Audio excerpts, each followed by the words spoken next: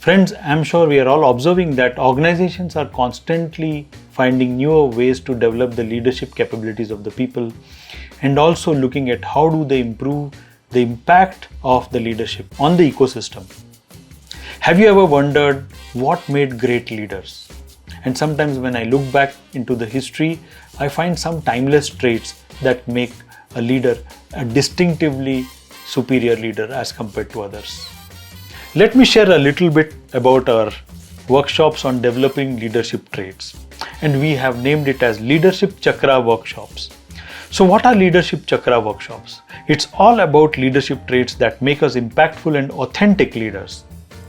Leadership Chakra provides individual and team coaching sessions for creating better levels of leadership, and chakra in Sanskrit means force or free-flowing positive energy. And the objective of Leadership Chakra is to enable unabated flow of positive energy to build higher levels of leadership. And you would agree, friends, that only with a better quality of leadership and a committed team, organization can enable their growth objectives. Friends, I would invite your attention to the work we have done in terms of Leadership Chakra workshops.